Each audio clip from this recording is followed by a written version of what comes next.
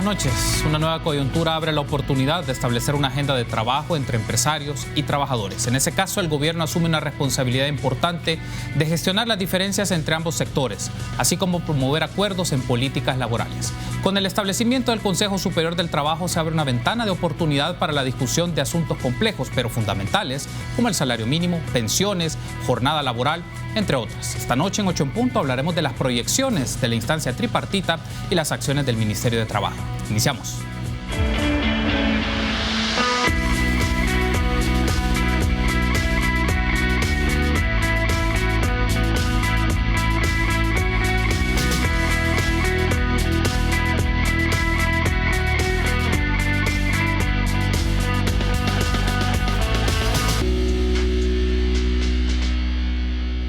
Buenas noches, bienvenidos a una nueva emisión de 8 en Punto. Les saluda Carlos Monterrosa. Este lunes 16 de septiembre iniciamos la semana hablando de la instalación del Consejo Superior del Trabajo, las prioridades del Ministerio de Trabajo, pero también cuál es su relación con los sindicatos y el sector empresarial. Y es un gusto para mí recibir a Rolando Castro, ministro de Trabajo, nuestro invitado de esta noche. Bienvenido, ministro. Qué gusto que nos acompañe.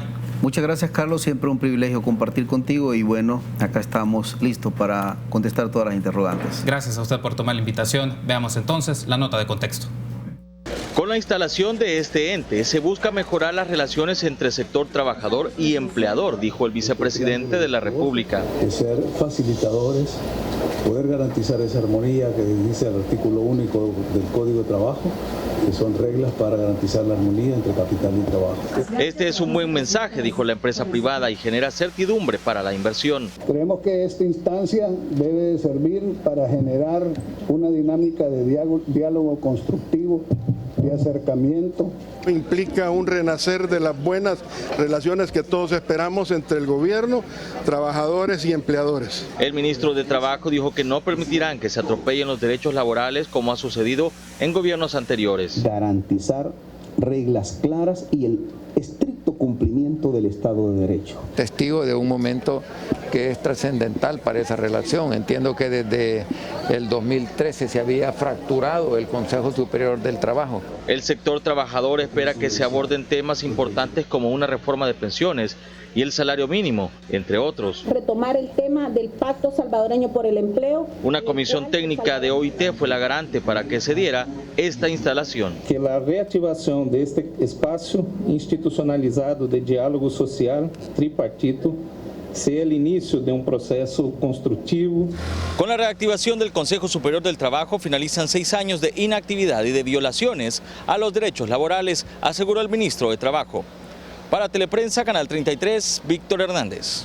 Muy bien, agradecemos a Víctor Hernández por esa nota de Teleprensa que nos permite contextualizar la plática que vamos a desarrollar en el transcurso hasta ahora con Rolando Castro, ministro de Trabajo.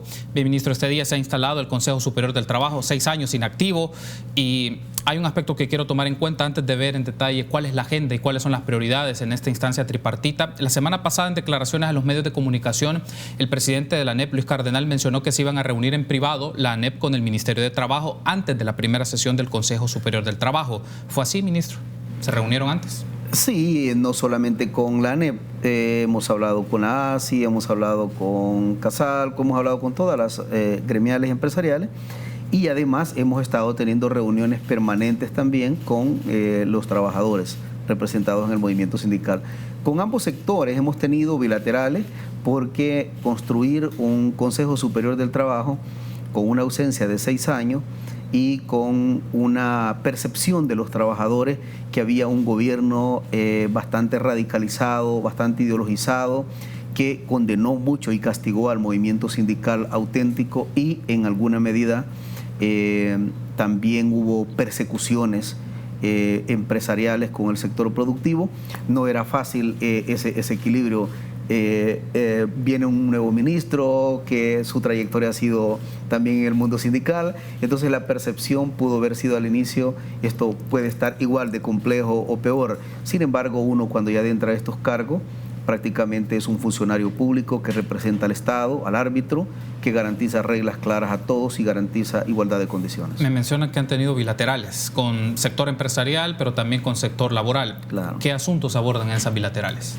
Bueno, lo primero era externar como gobierno al sector productivo la firme garantía de que hoy tienen certidumbre jurídica, tienen garantía, reglas claras, tienen un Estado no persecusivo con el sector empresarial, tienen un gobierno que garantiza certidumbre jurídica, reglas claras a todos y que no va a haber una persecución como anteriormente se estaba dando y que nuestro único eje transversal es combatir el desempleo en El Salvador y que íbamos a garantizar desburocratización del Estado, un gabinete articulado a fin de garantizar que los empresarios, en vez que vayan a producir, a invertir a otros países, incluso vecinos, que lo inviertan en El Salvador y que eso contribuye a crear más y mejores fuentes de empleo. Y eso, por supuesto, dinamiza la economía y salimos adelante con una apuesta a un crecimiento. Esos eran los temas que se abordaban con los sectores productivos. Con los trabajadores igual, identificado en un montón de demandas, en reivindicaciones, y uno de los temas más sentidos es el caso del salario mínimo. Otro de los temas sentidos es que la vulneración y apropiación incluso de retenciones legales de muchos empleadores. Y otro sector y otra área sentida era prácticamente el sistema de pensiones, que hoy por hoy es un insulto, así lo hemos calificado como gobierno, un insulto a la dignidad humana, y esos son los temas, pero la antesala de todo ello para llegar a la construcción de políticas públicas que tengan que ver en materia laboral, lo primero era la conformación y la instalación de nuevo del Consejo Superior del Trabajo. Le hacía la consulta y la referencia del presidente de la ANEP, Luis Cardenal, porque él mencionaba que primero debían reunirse el presidente del Consejo Superior del Trabajo, que en este caso es usted, el ministro de Trabajo, con los vicepresidentes, uno representante del sector empresarial, otro representante del sector de los trabajadores, y no hacer una convocatoria de entrada primero desde el Ministerio de Trabajo, sino que juntarse los tres y definir una agenda. Le consulto en función de esas declaraciones, ¿es así el procedimiento? Lo importante es que hoy instalamos el Consejo y ese es el aspecto mucho más importante. A veces los abogados, con el debido respeto que merece la profesión, a veces los abogados asesoran de una manera o de otra manera, a veces asesoran en el marco de interpretaciones. Y bueno, de lo que hablábamos con el presidente de ANEP y de las otras gremiales empresariales y de los trabajadores, es que no nos podemos detener en la forma, sino en el fondo y el contenido, que es el más fundamental. Así es que, gracias a Dios, hoy hemos cerrado una página oscura del movimiento laboral, del sector productivo, y de estar calificado ante la comunidad internacional como un país violador de los derechos laborales. Pensando, bueno, pues vamos a hacer la transición a otros temas, pero tengo un par de minutos antes de irme a la pausa. Le consulto, ministro, ¿cuáles son los temas que van a marcar la agenda en las primeras sesiones del Consejo Superior del Trabajo? Hay muchos temas que discutir, sin duda, hay mucho tiempo también, pero en principio, ¿cuáles van a ser el primer tema de discusión ya instalada esta instancia tripartita? Sí, hay algunos temas que, bueno, todavía hay dos niveles. Uno es el pleno de como estuvo ahora y otra cosa es la junta directiva, de que son como la que define la conformación de la agenda. Ya hemos hablado de un par de temas que nos identificamos fuertes y uno de ellos es el tema de fomentar más y mejores empleos. Esa es la primera decisión que el sector laboral lo ve bien, porque en alguna medida vamos a ampliar nuestra cobertura con el sector formal. Dos, lo ve muy bien el sector productivo, partiendo de que sus inversiones incluso van a crecer y, por supuesto, un empresario crece en su inversión teniendo una proyección de rentabilidad y de utilidades. Y para nosotros como gobierno, el enemigo fundamental a vencer en este país es la falta de oportunidades y el desempleo. Así que esos son de los temas más fundamentales que hoy, platicando, era como el denominador común de los tres actores. Así que ese va a ser uno de los que va a garantizar estar en los primeros lugares del debate dentro del Consejo. También está el tema de la legislación. Tenemos un Código de Trabajo de 1972, una legislación desactualizada y desconceptualizada. También está el tema de la creación de la mesa de pensiones, que lo vamos a discutir. Si en el Consejo es el escenario por excelencia o por ser un tema tan álgido y tan fuerte, desde ahí vamos a conformar una mesa de pensiones y que sea incluso mucho más abierta, donde participe la academia, otros actores y sectores de la sociedad. Esos son prácticamente como los temas un poco más fuertes que se están llevando a cabo. Hay una urgencia, que es el tema de la ley de sala cuna, que debe de entrar en vigencia lo antes posible y que es una preocupación del sector laboral, que es una preocupación del sector productivo y que incluso se está analizando el tema de la creación del reglamento interno. Así que esos son como los temas que van a discutirse en el marco de prioridades y de las urgencias. Muy bien, ministro, tengo que hacer la primera pausa. Para regresar seguimos ampliando este y otros temas. Volvemos.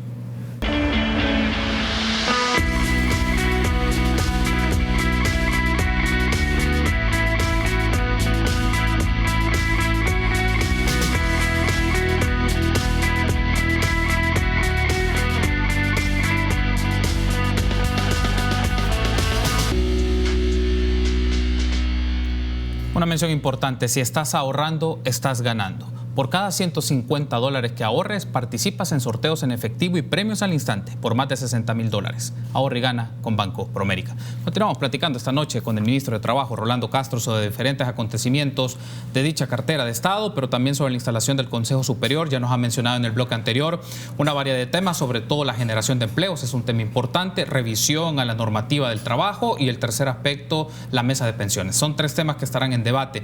Hay una pregunta que es un poco más elemental, ministro, pero seguro hay personas que se la formularán y la harán pensando un poco en las características de las instituciones del Estado y estas instancias tripartitas. ¿Hay una dieta, hay una remuneración por ser parte del Consejo Superior del Trabajo? Es un tema de que ni siquiera le hemos dado la importancia, ni siquiera lo ha tocado el sector laboral, el sector empleador, ni nosotros.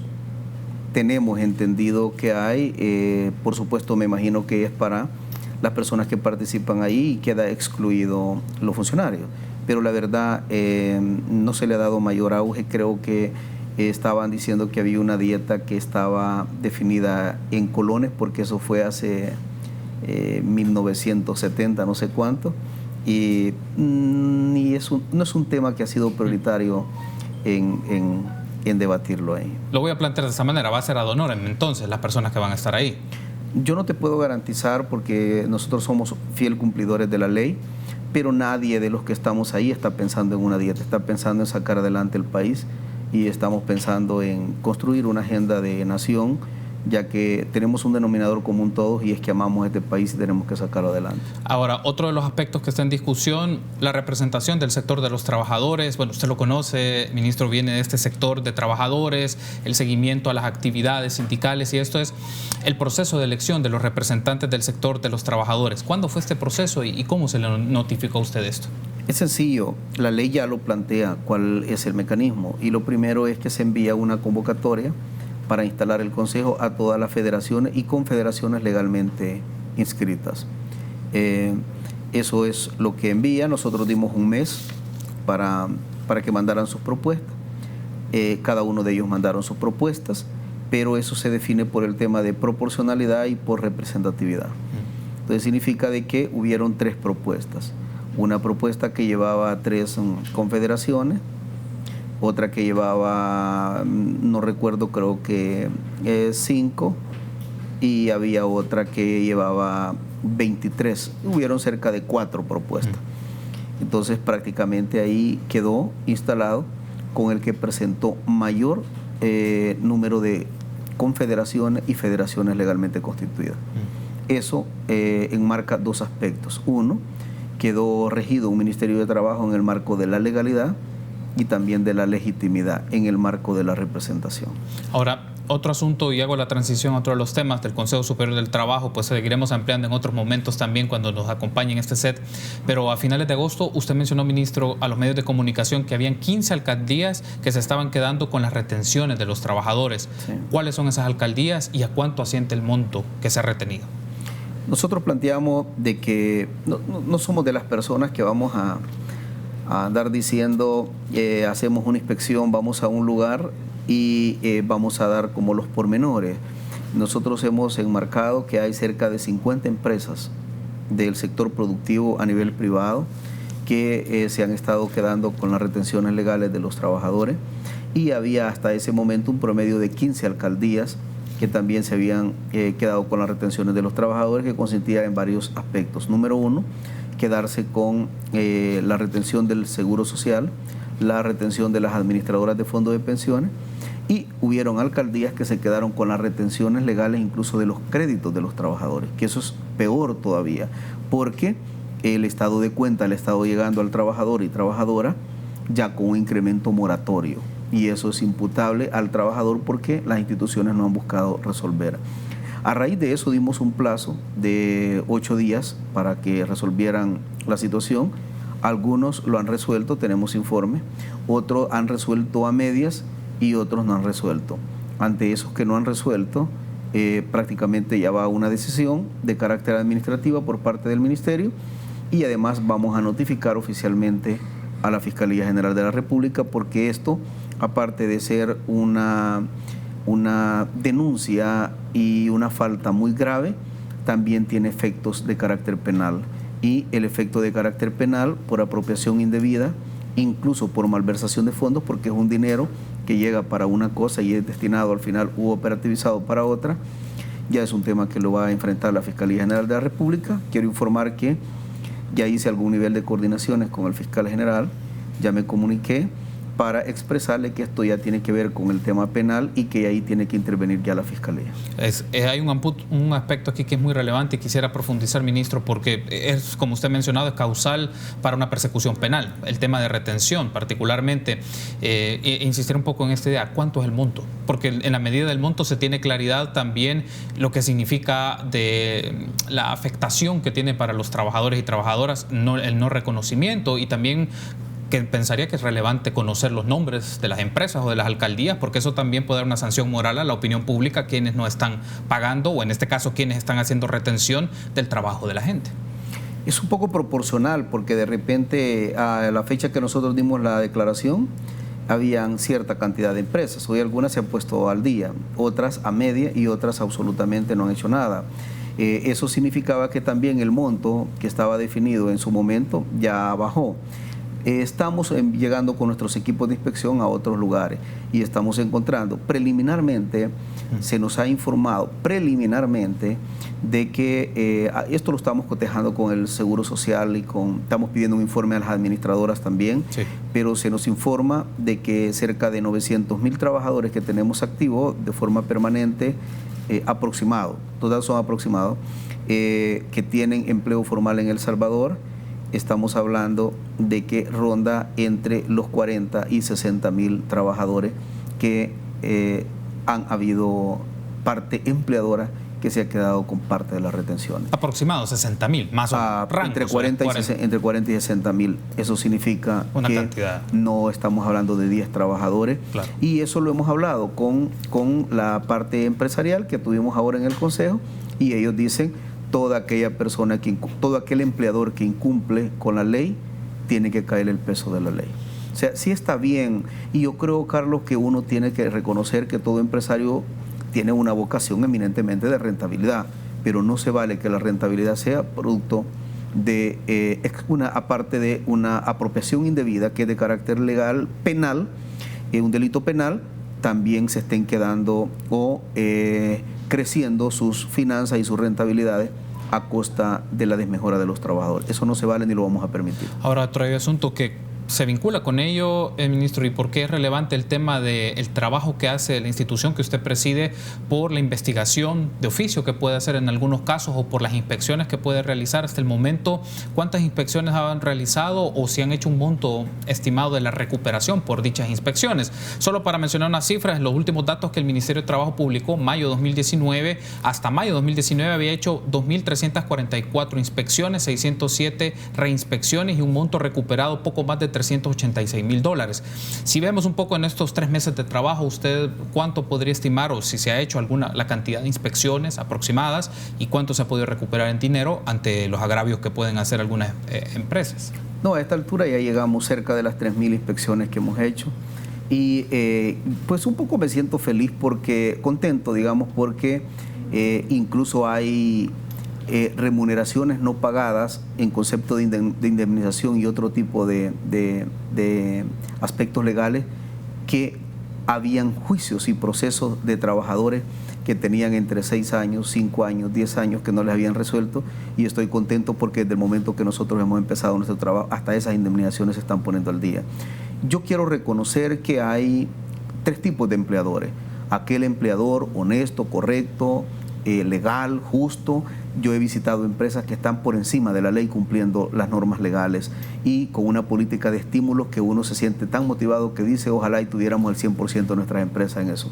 Está otro empleador con alguna vocación de que un momento dado fue golpeado por las políticas del gobierno saliente y que ha tenido alguna desmejora económica, y eso ahí ha perturbado el orden normal y legal de los trabajadores, pero está haciendo un esfuerzo por cumplir y salir adelante. Y están otro tipo de empleadores que son totalmente irresponsables.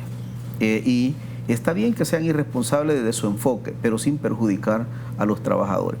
Pero a esos empleadores que no cumplen con la ley, te garantizo acá en tu entrevista de que se les va a aplicar todo el peso de la ley, no importa apellidos, no importa conglomerados, no importa la cantidad financiera que se tengan, montos pequeños o grandes, van a tener que cumplir con la ley y no quedan otra opción.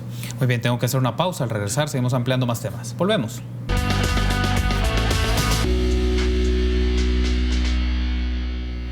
Usted puede interactuar con nosotros a través de nuestras redes sociales, @8enpunto en Twitter, pero también en la transmisión de Facebook Live del Canal 33. Desde ya mandamos un cordial saludo a las personas que nos acompañan gentilmente y emiten sus comentarios, sus preguntas, las cuales trasladaremos a nuestro invitado. Ministro, otro de los asuntos que ha estado en discusión y es un tema que usted ha posicionado también en la agenda pública son estas gestiones por visas de trabajo para los Estados Unidos. Al respecto, entiendo que son 1000 personas las que irían en un primer grupo. ¿Cuáles serían los criterios de selección de estas personas? Porque también algunas de las preguntas de las personas es, bueno, ¿cuándo se va a divulgar toda esta información? ¿Cuál es el mecanismo para aspirar y cuáles son los criterios? ¿Y quiénes van a definir esa selección de las personas que podrán trabajar en los Estados Unidos bajo una visa H-2A? Sí, en primer lugar, bueno, pero quizás para cerrar el segmento anterior, claro, nosotros vamos a preparar toda la documentación y todas estas personas, todas estas empresas que son irresponsables y que no han cumplido con las retenciones legales de los trabajadores, lo que vamos a hacer es que lo vamos a pasar esto a la Fiscalía y ya ahí es el señor Fiscal General de la República que tiene que proceder, ya que es una competencia muy propia de él. ¿Hay empresas fuertes ahí en estas indagaciones? Sí, hay de todo, hay de todo. Y ahí el señor fiscal tiene que actuar. Y vamos a agarrar la documentación, se la vamos a entregar, luego se le vamos a decir, señor fiscal, ya sale de la jurisdicción administrativa del ministerio y aquí tiene ya en sus manos para que proceda penalmente. Okay. Eso. Con el tema de las visas, lo que pasa es que el Ministerio de Trabajo ha enfocado 3 aspectos fundamentales. 1, generar un país con condiciones de oportunidades, garantizar certidumbre jurídica al sector productivo para crear más fuentes de empleo. No es que exista una política del presidente Nayib Bukele, ni nosotros, de decir vamos a expulsar a nuestra gente como los gobiernos anteriores la estuvieron expulsando por la vía ilegal. La primera decisión es generar oportunidades en El Salvador a fin de garantizar oportunidades y empleos justos y dignos.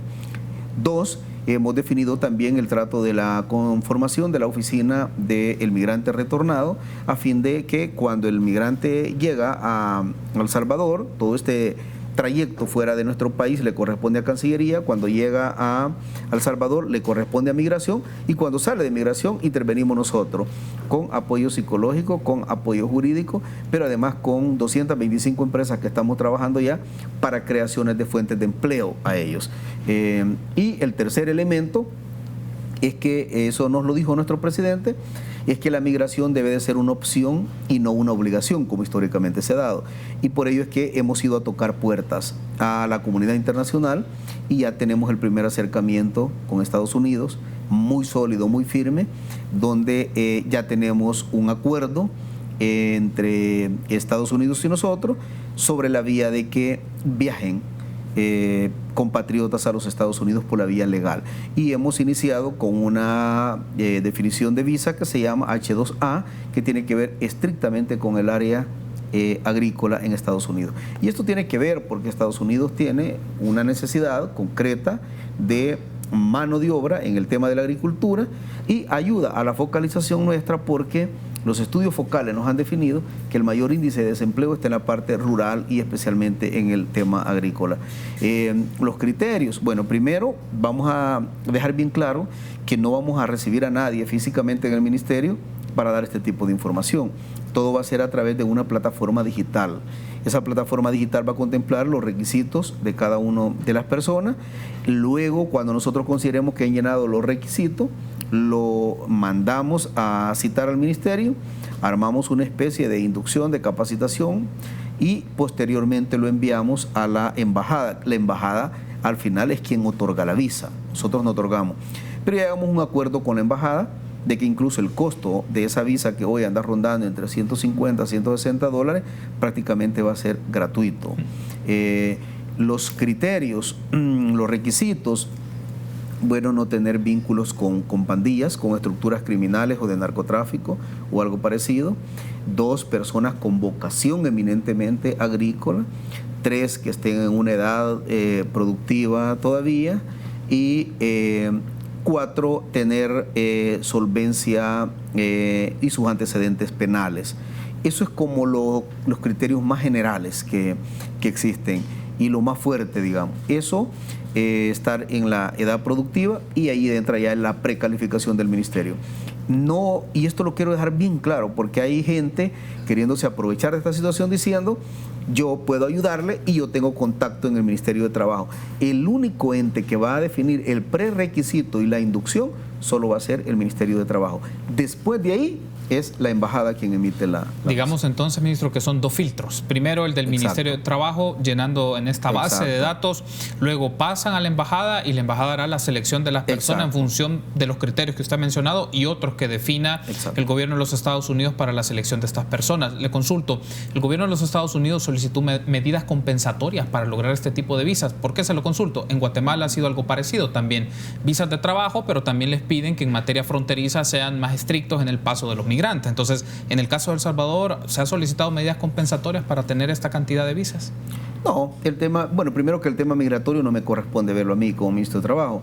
Yo lo que he hecho es una reunión directa con la Embajada de los Estados Unidos, que se han portado muy gentil, y que hemos hablado estrictamente sobre el tema de enviar compatriotas por la vía legal, con un salario justo, correcto, que sea tratado igual que un ciudadano norteamericano, que se garantice salud, las cosas básicas que tiene, y en tercer lugar que el Ministerio de Trabajo también viajará para ir a verificar todo ese tipo de cosas. Gracias a Dios no hemos encontrado ningún tipo de condicionamiento, más los requisitos que acabo de describir. De ahí no hemos encontrado ningún tipo de... El debate está entre que el primer contingente, Dios mediante, podría estar saliendo en el mes de enero con esta cantidad de 1,000, y pues ahorita hicimos una visita recientemente con el vicepresidente a Washington.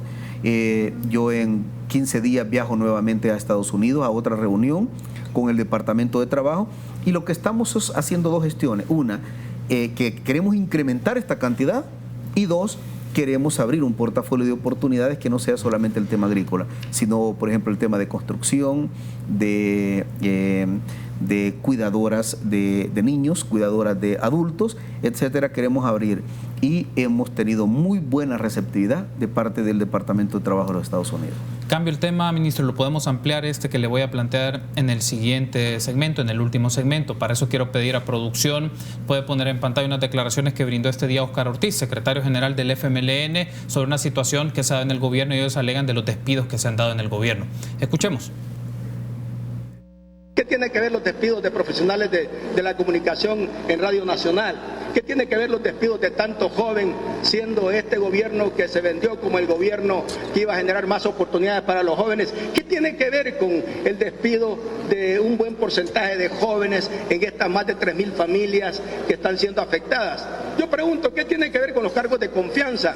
Ustedes saben que los cargos de confianza en un Estado, en un gobierno, son cargos excepcionales, que cada vez que se inicia o se termina un periodo, prácticamente esos cargos cesan. Pero estamos hablando que no representa más allá del 0,0.23%. No puede ser que todo esto que hemos conocido en los últimos meses se quiera explicar sobre la base de cargos de confianza o de cargos cercanos o de cargos de amistades. No puede ser, porque aquí estamos hablando ya de algo mucho más grave. Muy bien, en las declaraciones que brindó este día el secretario general del FMLN, Óscar Ortiz, alega que se han despedido a 3.000 personas en el gobierno. ¿Es verídico ese dato, ministro? Bueno, en nuestro ministerio no tenemos ese banco de datos. No ha llegado 3.000 personas a mostrarse agraviados partiendo de que han sido despedidos de sus labores. Yo lo único que podría decir es que todos conocimos lo que el FMLN hizo en estos 10 años de gobierno. Y estarlo describiendo de mi parte, ya todo el mundo lo sabe. Yo veo un partido político con una insolvencia moral del más alto nivel. No creo que ellos sean las personas certificadas con solvencia moral para hacer este tipo de crítica. Contrataron cerca de 40.000 activistas con el erario público y hoy por hoy hemos encontrado, yo te puedo decir que hemos encontrado, Carlos, un presupuesto en el Ministerio de Trabajo con el 85% en salario, con el 15% nada más de bienes y servicios, y todavía incluso eso se lo gastaron el año pasado.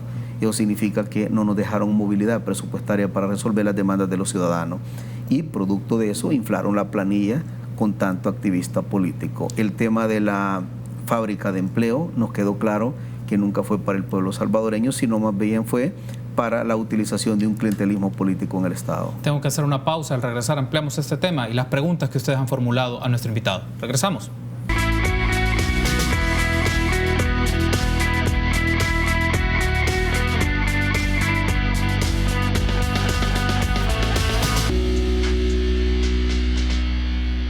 Último bloque de esta entrevista que hemos dedicado a hablar de diferentes asuntos concernientes al Ministerio de Trabajo, y con eso hablamos con Rolando Castro, ministro del Trabajo. Hay un aspecto acá que del segmento anterior, ante el comentario que hacía el secretario general del FMLN, Óscar Ortiz, él mencionaba de 3.000 personas despedidas. No, en el caso usted menciona que esos datos no los tienen ustedes, pero le puedo consultar, desde que usted llegó, ¿han hecho despidos en el Ministerio de Trabajo? En el Ministerio de Trabajo no hemos despedido a nadie. No hemos... ahí lo que tenemos son unas renuncias de retiro voluntario que han habido y les hemos dado trámite, pero despidos no han habido. No han habido en el Ministerio de Trabajo. No hay otro aspecto aquí que le quiero consultar, porque hace semanas atrás que asistieron a la comisión que miraba el tema, la Comisión de Hacienda, particularmente sobre el cambio en el presupuesto sobre la ley de salarios. Uno de los aspectos era porque se alega fueron más o menos 700 personas que fueron despedidas de las secretarías. El punto es que se alegó en aquella reunión que se disponía de un estudio técnico. ¿Qué tipo de estudio es? ¿Quién lo elaboró? ¿O bajo qué argumentos se sustentaron, en este caso, la salida de más o menos 700 personas de la Secretaría de Capres? Están otras instituciones del gobierno, pero aquí el asunto es porque se discutió en la Asamblea Legislativa. No, lo que hubo es que la ley manda que el Ejecutivo le corresponde el tema de la organización y reorganización. Cumpliendo eso, basado en la ley, el Consejo de Ministros sacó un acuerdo y hizo una reestructuración y reorganización del Estado, especialmente en el tema de Capre. Y ahí es donde teníamos unas secretarías que tú te debes recordar porque eres un periodista muy acucioso, pero la verdad ahí teníamos unos titulares de secretaría. Te pongo un ejemplo, la Secretaría de Transparencia. Pudiéramos refrescar un hecho histórico en esa secretaría que haya transparentizado algo en este país. Era una secretaría prácticamente de justificación de salario, de tener a personas que incluso no son de origen salvadoreño y metiéndose en los temas políticos del país. A raíz de eso es que se vio que la viabilidad y también con la parte presupuestaria nos han dejado un presupuesto asfixiado con muy poco margen de maniobra. Lo que hicimos como Ejecutivo es sacar un decreto ministerial del Consejo de Ministros donde se dice hay que hacer una reorganización. Ahora, con el tema de los trabajadores, ¿cómo queda? Eso le corresponde a la Asamblea Legislativa porque la ley de salario no le corresponde al Ejecutivo. Entonces, entiendo que se estuvieron pagando los salarios y últimamente me informaron en Capres que ya habían llegado a poner la mayor parte de ellos a pegarse al retiro voluntario. Entonces, ese es el último informe que yo tengo. Cierro este tema solo con este punto, ministro, porque la Sala de lo Constitucional en reciente comunicación ordenó el reinstalo de 13 personas. El tema es que aquí se puede marcar precedentes y eso le puede resultar contraproducente al mismo Ejecutivo por los procedimientos en los cuales se hizo el despido de estas personas. Evidentemente los cargos de confianza, su nombre mismo lo dice, pero en el caso de personas con rol técnico, rol administrativo, que estaban parados en ley de salarios, le puede resultar contraproducente al gobierno esta situación. Pero entiendo que la resolución no va basada en si es cargo de confianza o no, sino más bien que no se aplicó el debido proceso. Entonces eso puede ser imputable hasta para un cargo de confianza. Nosotros como gobierno y como ejecutivo estamos obligados a respetar el Estado de Derecho y los pesos y contrapesos.